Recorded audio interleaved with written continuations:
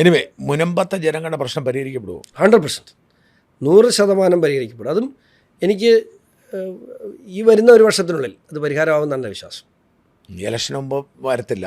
ഇല്ല, ഇലക്ഷന് ആ മുനമ്പം ജനതയ്ക്ക് ഞങ്ങളോടുള്ള വിശ്വാസം അവർ പ്രകടിപ്പിച്ചല്ലോ. ആ വാർഡിൽ വലിയ ഭൂരിപക്ഷത്തോടു കൂടി ഞങ്ങളുടെ കുഞ്ഞുവാനെ മുനമ്പം ജനത ജയിപ്പിച്ചു താമര ചിഹ്നത്തിൽ.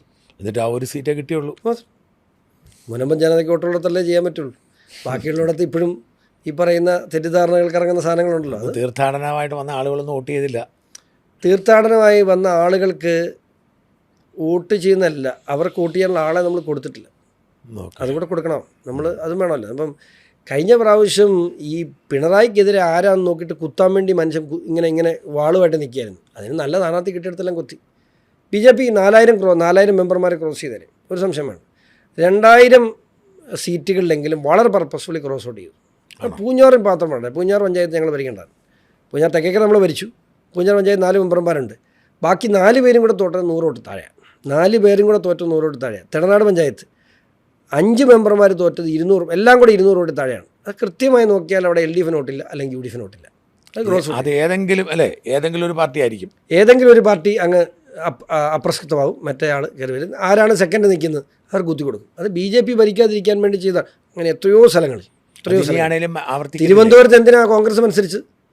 തിരുവനന്തപുരത്ത് കോൺഗ്രസ് എപ്പോഴും എന്തെങ്കിലും സാധ്യതയുണ്ട്. ശബരിനാഥിനെയൊക്കെ കൊണ്ട് ചാടിച്ച്. ശബരിനാഥ് ഇപ്പം നിയമസഭാ സീറ്റ് വല്ലതും കിട്ടുമെന്നായിരിക്കാം. ആയിക്കോട്ടെ, നല്ല കാര്യം. ശബരിനാഥിനെയൊക്കെ കൊണ്ടുവന്ന് കോലം കെട്ടിച്ച് എന്തിനാണ്? അവിടെ ആ നമ്മൾക്ക് അനുകൂലമായ വോട്ട് സ്പ്ലിറ്റ് ചെയ്യുകൾ നേരെ തിരിച്ചാണ് സംഭവിച്ചത്. തിരുവനന്തപുരത്ത് കോൺഗ്രസിൻ്റെ സ്ഥാനത്തും BJP ഗുണം ചെയ്യുക ചെയ്ത്. പല സ്ഥലങ്ങളിലും 90% സ്ഥലങ്ങളിലും അതാണ് സംഭവിക്കുന്നത്. നിയമസഭയിൽ മഞ്ചേശ്വരത്ത് നിന്നൊക്കെ K. സുരേന്ദ്രൻ എത്രയോ പണ്ടേ ജയിച്ചു വരേണ്ടതാണ്. അവിടെ ഈ ക്രോസ് വോട്ടിങ്ങാണ്. ശോഭാ സുരേന്ദ്രൻ മത്സരിച്ചിട്ട് എല്ലായിടത്തും ഇത് തന്നെ സംഭവിച്ചിട്ടുള്ളത്. അല്ല, അപ്പോൾ അത് ഇനിയാണെങ്കിലും BJPക്ക് ഒരു ഭീഷണിയായിരിക്കത്തില്ലേ? അല്ല, ഇപ്പോൾ രണ്ടുപേരും ഈ പ്രാവശ്യത്തെ നമുക്കൊരു പ്രതീക്ഷ എന്ന് വെച്ചാൽ 1-2 സീറ്റുകളിൽ സംഭവിച്ചാൽ പോലും LDF UDF തുല്യ പ്രതീക്ഷയിലാണ്.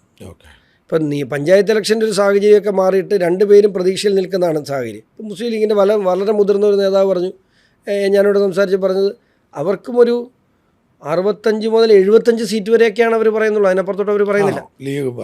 ലീഗിൻ്റെ ഒരു കണക്കൂട്ട് ഒരു മാക്സിമം പോയ 75 എന്നൊക്കെ പറഞ്ഞാണ് ലീഗ് നിൽക്കുന്നത്. അപ്പോൾ അവരുടെ യഥാർത്ഥത്തിൽ BJPയുടെ ഒരു സാന്നിധ്യം ഈ നിയമസഭ വളരെ നിർണായകമായിരിക്കും. അത് ഒരു ഒരു ഒരു ഹാങ്ങിങ് ഗവൺമെൻറ് ഉണ്ടാകാൻ വളരെ സാധ്യതയാണ്. നിങ്ങൾ പ്രതീക്ഷിക്കുന്നു?